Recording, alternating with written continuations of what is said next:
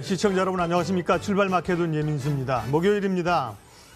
FOMC 긴장감이 계속 감돌았었는데요. FOMC가 끝났고 미국 주가는 결과적으로 보면 올랐습니다. 다우는 33,000선을 넘어섰고요.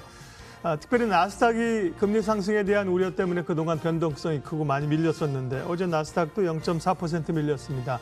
초반 상황들은 아마 다들 밤에 보셨겠습니다만 나스닥이 1% 정도 빠졌었죠. 불안불안했는데요. 사실은 FOMC 관련해서도 뭔가 좀 시장에서 기다리던 카드를 또 꺼낸 건 아닙니다. 그럼에도 불구하고 성장률 전망치를 높였다는 거, 그리고 2023년까지는 이제 금리를 급격하게 오르지 않을 것이라는 그 점도표가 굉장히 중요했었던 거죠. 그런 것들을 시장이 좋게 반응하면서 주가가 올랐습니다. 이 얘기는 잠시 후에 박재영 차장님과 좀 더 구체적으로 하도록 하겠고요. 다만 미국은 이제 이번 주 금요일이 또 미국이 만기일이라는 거잖아요. 동시 만기일이라 변동성이 조금 있을 수 있다는 요인도 관심 두시고요. 오늘 SK 바이오사이언스가 상장하는 날입니다. 소위 이제 따상을 기록할 거냐에 대한 관심과 함께 바이오주 쪽으로도 온기가 조금씩 흘러가는 것 같아서 다행스럽습니다. 자, 이제 시장이 조금 해볼 만한 자리로 온 것 같은 느낌은 드는데요. 구체적인 전략들, 종목 이야기 지금부터 시작하겠습니다.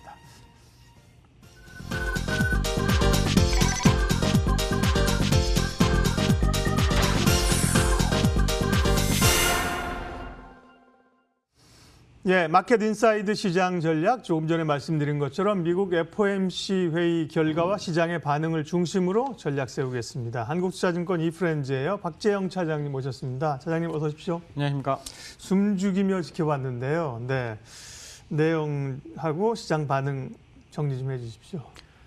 네, 중요한 게 이제 세 가지 정도가 있었는데요. 세 가지가 글쎄요, 이게 어떻게 이야기해야 될지 모르겠지만 좋게 나왔습니다. 다 좋게 나왔는데 좋게 나와서 시장 반응도 괜찮았었고요. 원래 우리가 좀 걱정했었던 것은 몇 가지가 있었는데 실업률이 너무 좋게 나오면, 그러니까 실업률이 너무 낮아지면 긴축이 좀 빨라질 수 있다라는 생각을 할 수 있는 부분이었는데 다행스럽게도 모든 것이 좋게 나왔는데 시장은 분위기가 좋았습니다. 하나씩 좀 살펴보면요. GDP 성장률 6.5%를 제시를 했습니다. 작년 12월 달에 4.2%였거든요. 그런데 어마어마하게 큰 폭으로 상향 조정을 한 거죠. 기존보다 2.3% 높아졌으니까 이게 아마 부양책의 영향이 좀 컸다라고 봐야 될 것 같고요. 근원 PC, 그러니까 물가 상승, 인플레이션을 측정하는 지표죠. 이게 2%를 넘어가면 사실 연준은 긴장을 해야 되는 그런 상황인데 올해 예상치가 1.8%에서 2.2%로 올라갔습니다. 2%를 넘어섰거든요. 그러면 사실 긴장 요인인데 그렇잖아요. 그런데 이제 연준에서는 평균 물가 목표제, 그러니까 지금 2.2%라도 기존에 낮았기 때문에 이걸 평균치 내면 2%가 안 되는 걸로 보겠다라고 이미 선언을 했기 때문에 시장에선 반응이 없었던 것 같고요. 실업률이 4.5%였습니다. 기존의 5%에서 4.5%로 낮아진 거죠. 연준이 이야기하는 거는 인플레이션이 발생하고 실업률이 완전 실업률, 그러니까 코로나 이전에 3.5%까지 내려갔었어요. 우리가 기존에는 완전 실업률을 4%대로 잡았었는데 코로나 이전은 이제 3.5%대니까 이게 2023년 되면 3.5% 될 것이다라고 연준에서 예상을 하고 있거든요. 그러다 보니까 실업률이 낮아지고 있긴 한데 금리를 올리려면 3.5%대까지는 가야 되는 2023년까지는 좀 기다려봐야 된다. 이렇게 시장에서는 좀 반응을 하고 있는 것 같아요. 근데 이거는 제가 봤을 때는 조금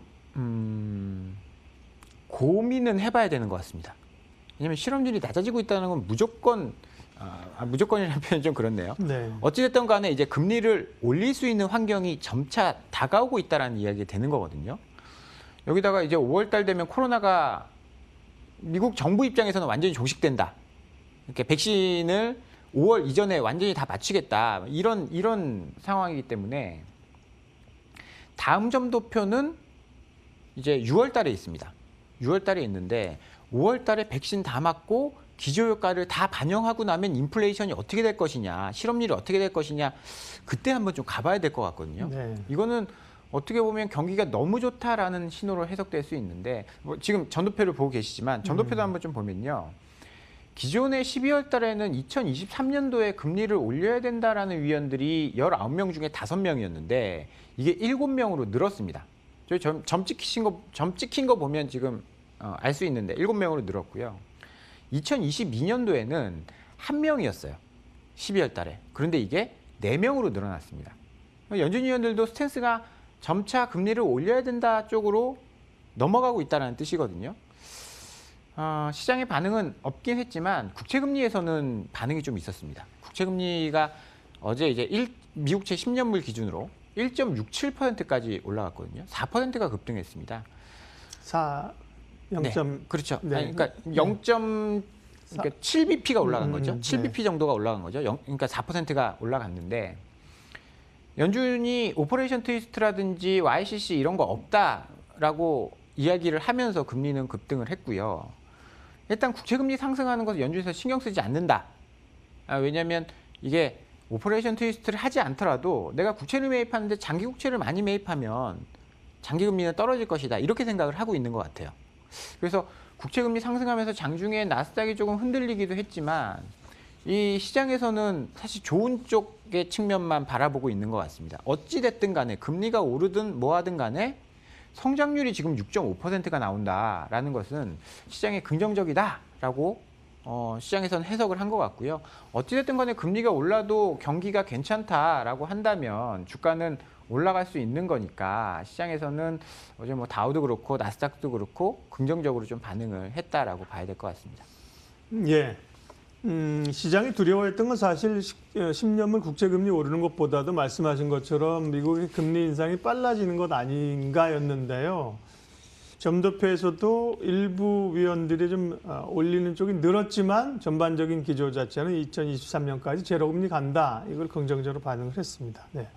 조금 더 이제 금리 상황을 지켜봐야 될 것 같고요. 오늘 SK 바이오사이언스가 상장한다고 말씀을 드렸습니다. 뭐 기록적인 자금을 빨아들였고 기록적인 경쟁률로 오는데요. 예, 파장 내지 영향이 어떻게 될까요? 청약하셨나요? 안 했습니다. 안 하셨습니다. 해야 되는 겁니까? 청약하셨으면 제가 점심이라도 얻어먹으려고 따상 가면 그랬는데 네. 굉장히 많은 분들이 하셨더라고요. 이번에 균등배분이어서 그러게요. 네. 굉장히 많은 분들이 하셨습니다. 근데 저는 이게 변수가 될 수 있을 것 같아요. 예, 기존에는 뭐 사실 이런 공모주 같은 경우에는 가진 자들의 영역이었거든요. 공모주 청약하시는 분들의 네. 영역이었고 뭐 몇 억씩 가져가도 뭐 한 주 받을까, 2주 받을까 그래서 있는 자들의 영역이었는데 지금은 이제 좀 바뀌었어요. 절반 정도는 균등 배분이라고 해서 계좌만 있으면 10주 청약하면 한 주 정도는 받는, 한 주나 2주 정도는 받는 뭐 그런 상황이어서 참여자들 자체가 바뀌었습니다. 이게 뭐 지금 주식시장도 그렇잖아요. 외국인이 많이 사는 시장과 개인이 많이 사는 시장은 엄연히 뭐 이렇게 약간 분위기 자체도 다르고 올라가는 종목 자체도 다른데 공모주에도 그런 현상이 나타날 수 있다라는 겁니다. 물론 이제 균등 배분이 뭐 좋다 나쁘다 이런 가치 평가의 문제가 아니라 균등 배분에서 참여하는 사람의 수도 많아졌고 모집단 자체가 기존과는 달라졌기 때문에 좀 다른 현상이 나타날 수 있다라고 봐야 될 것 같고요. 어떤 변화가 있을 수 있을까요? 네. 그건 모르죠. 그건 모르죠. 참여한 사람들이 굉장히 많아. 이제 뭐 기존에는 굉장히 공격적인 사람들이 많아서 이거 무조건 상한가 가야 돼. 뭐 이렇게 된다라고 한다면 작년처럼 뭐 따상을 가든 따상상을 가든 뭐 그런 상황이 나올 텐데 이번에 첫 변화거든요. 첫 변화가 어떻게 되는지 보고 일단은 초반에 뭐 따상이든 상상이든 요 단기적으로 차익을 놓고 빠져나오려는 분들이 많겠죠. 그렇지 않을까요? 그러면 안 좋을 수 있는 거죠. 그러니까 네. 단기로 빠져나올 수 있는 뭐 시작할 때부터 물량이 막 쏟아진다라는 네. 이야기가 되니까 그러면 안 좋을 텐데 일단은 봐야 될 것 같습니다. 어떻게 될지는 이 모집단 자체가 바뀌었기 때문에 잘 모르는 일이고 지금 이게 균등 배분이 된 지가 올해부터 시작을 했는데 네. 2월 달에 IPO한 종목들을 한번 살펴보면 10종목이 IPO 이제 상장을 했는데 10종목 중에 따상을 간 종목은 2종목이었습니다. 그러니까 이런 것도 한번 이제 뭐 대입을 해봐야 된다라는 거예요. 게다가 이제 작년에 SK바이오팜이 따 상상상을 갔습니다. 그 이후부터 이제 공모주 열풍이 엄청 불었는데 이게 사실 그 다음부터는 약간 그 낮아졌거든요. 따 상상을 갔다 따 상상을 갔다가 따 상을 갔다가 그 다음부터는 뭐 이야기 안 해도 약간씩 이제 수익률이 낮아지는 현상들이 발생하고 있다라는 겁니다. 이 공모주라는 것이 무조건적으로 100% IPO에서 상승하면 따상을 간다.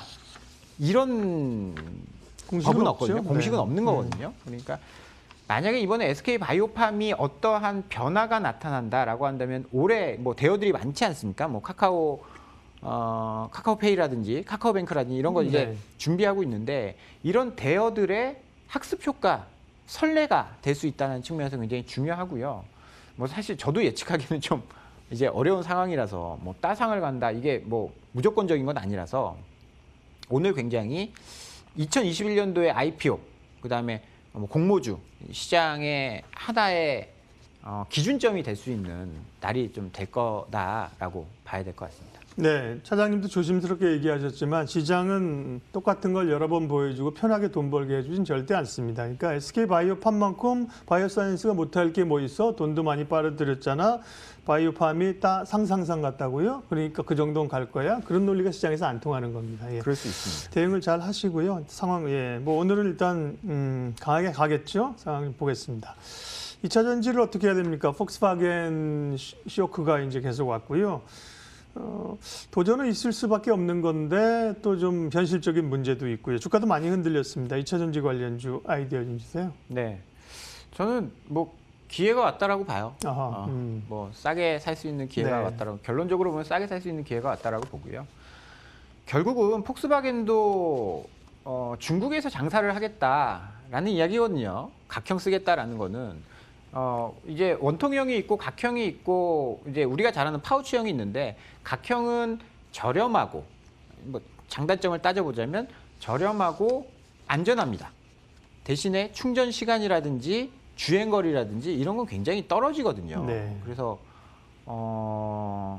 흔히 말하면 싸구려 전기차에만 들어갈 수 있는 그런 배터리라고 보시면 되고요.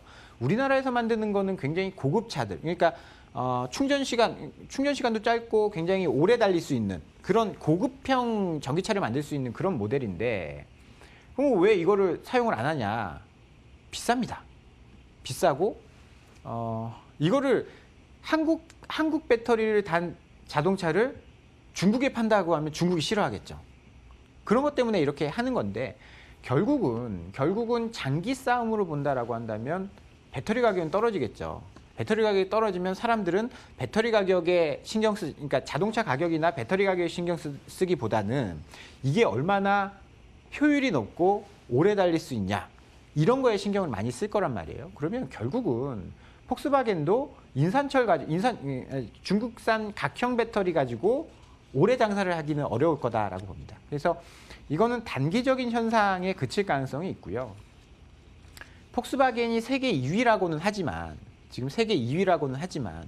결국은 테슬라랑은 압도적인 차이가 있고 그럼 테슬라도 지금 LG화학의 배터리를 채택한 거 아니겠습니까? 압도적인 그리고 그들의 계획이었어요. 폭스바겐 그들의 계획이었지 뭐 그거대로 된다는 보장은 없지 않습니까? 그렇다라고 본다면 이거 가지고 너무 지금까지 LG화학과 SK이노베이션, 삼성 SDI가 해온 길이 있는데 세계 1위가 괜히 된 건 아니지 않겠습니까? 기술력이 있고 실력이 있는데 이거 가지고 폭스바겐의 계획이 이러니까 LG화학과 SK이노베이션은 폭스바겐의 수주를 못 받아서 망가질 거야. 이거는 너무 이제 과도한 걱정이다라고 생각을 하고요.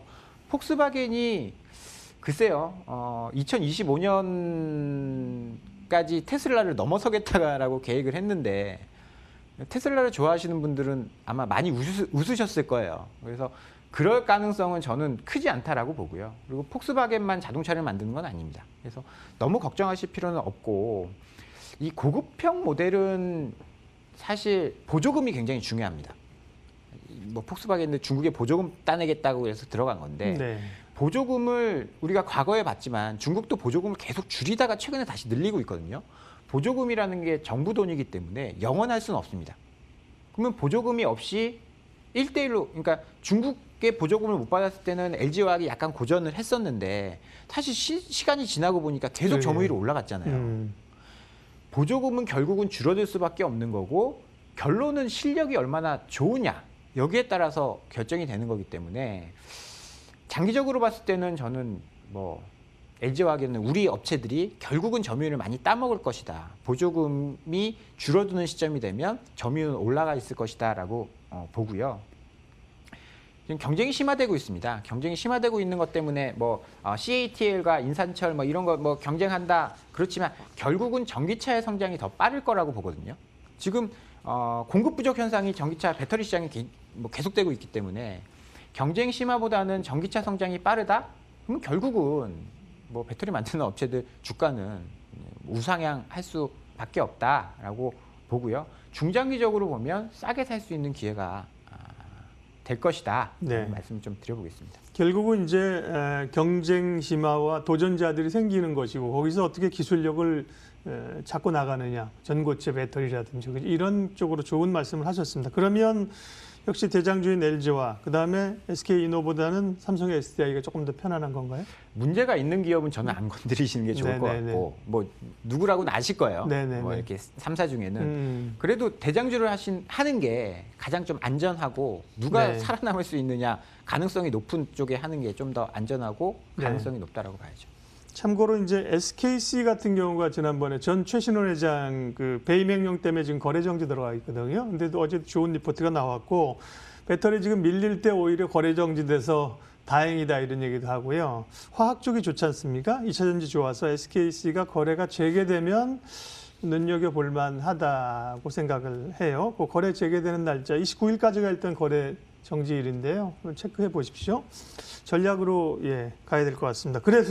그러면 일단 시장이 조금 어려운 국면을 지나는 겁니까? 이제 좀 해볼 만한 겁니까? 하게 되면 이제 어느 쪽을 중심 가는 게 좋을까요? 어제 미국채 10년물이 1.67 그러니까 계속 신고가를 경신하고 있는데 미국 주가는 안 빠졌고요. 네. 나스닥도 또 상승을 했습니다. 네.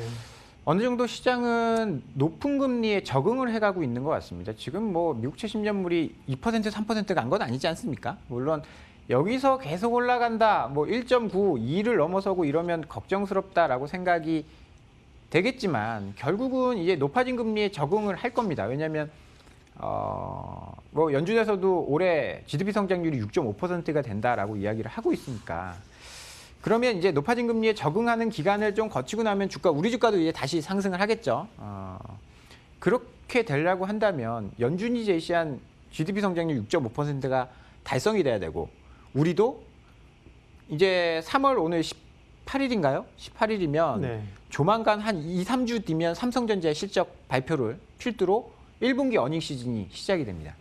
여기서 실적이 좋게 나와야 우리 주가가 계속 올라갈 수 있지. 주가는 높은데 주가 높고 금리 올라가는데 실적이 안 좋다? 이러면 주가는 박살날 수 있는 거거든요. 그래서 실적으로 확인을 해야 됩니다. 1분기 실적이 이제 앞으로 중요해졌다라고 봐야 될 것 같고요. 이제 실적이 좋은 쪽들은 어느 정도 예상이 돼요. 지금 3월에 수출 데이터 이런 것들을 보면 반도체나 자동차나 이런 것들 계속 수출이 좋거든요. 여기다가 화학 제품들, 그다음에 유가가 올라가면서 정유 이런 쪽들이 실적이 좋아지고 있습니다. 그런 쪽 실적이 좋은 종목들을 찾아보시는 게 지금 가장 먼저 해야 될 일인 것 같고요. 금리가 올라가다 보니까 좀 걱정스러운 부분도 생겨요. 성장주 어떡하지? 최근에 뭐 테슬라의 하락이라든지 뭐 이런 것들을 보면서 성장주가 뭐 2차 전지도 좀 조정을 받고 성장주가 이제 끝난 건가라고 생각을 하시는 분들도 계실 것 같은데 어제 나스닥 안 빠졌지 않습니까? 금리 올라갔는데. 최근에 오늘 이제 FOMC만큼이나 중요한 일이 있습니다. 뭐냐면 이제 우리나라의 방역에도 코로나에도 큰 영향을 미칠 수 있는데 아스트라제네카가 최근에 백신 접종을 중단하는 사태가 유럽에서 조금씩 나오고 있습니다. 일시적으로. 왜냐하면 혈전 뭐 이런 문제가 발생해서 지금 유럽에서는 이걸 조사를 하고 있거든요. 그래서 결론을 18일 날 오늘 밤에 발표를 한다라고 하는데 이게 굉장히 큰 영향을 미칠 거예요. 왜냐하면 지금 유럽에서는 백신 접종률이 계속 떨어지고 있거든요. 미국만큼은 안 됩니다. 이렇게 되면 백신 접종을 못하면 경제 정상화가 조금 더 뒤로 밀릴 거고, 우리도 마찬가지입니다. 우리도 지금 아스트라제네카 백신을 맞고 있기 때문에 이게 문제가 생긴다라고 한다면 경제 성장, 경제 재개가 뒤로 밀리면서 경기 민감주, 가치주의 상승이 어느 정도 조정을 받을 가능성이 있습니다. 그러면 반대로 주가는 안 빠지는데 가치주 조정받으면 성장주가 또 올라올 수 있다는 이야기거든요. 만약에 이 이벤트가 어떻게 되느냐에 따라서 지금까지 올라오던 경기 민감주 가치주가 계속 가느냐, 아니면 다시 성장주 시장으로 돌아서느냐, 이런 결정을 내릴 수 있는 이벤트가 될 수 있기 때문에 FOMC만큼이나 이제 아스트라제네카 백신, 이 문제는 눈여겨 보셔야 된다라고 보고요. 이게 오늘 어느 정도 시장에서 반영을 좀 할 수도 있을 것 같아요. 그래서 오늘 많이 빠진 성장주가 다시 재반등하느냐, 아니면 기존의 경기 민감주가 계속 올라가느냐, 이 부분도 눈여겨 보셔야 될 이벤트다라고 보고요. 1분기 실적 시즌이 도래하고 있습니다. 실적과 관련돼서 체크를 하시면 좋은 결과 있을 가능성이 높다, 이런 말씀 드리면서 마치도록 하겠습니다. FOMC 이후에 중요한 키워드 두 가지 말씀하셨습니다. 첫 번째 실적이고요. 두 번째 이제 줄여서 아즈라고 합니다. 아스트라제네카, 아즈 백신 그 점검 결과 오늘 좀 확인해 볼 필요 있겠네요. 한국투자증권 이프렌즈예요. 박재영 차장님 함께했습니다. 고맙습니다. 감사합니다.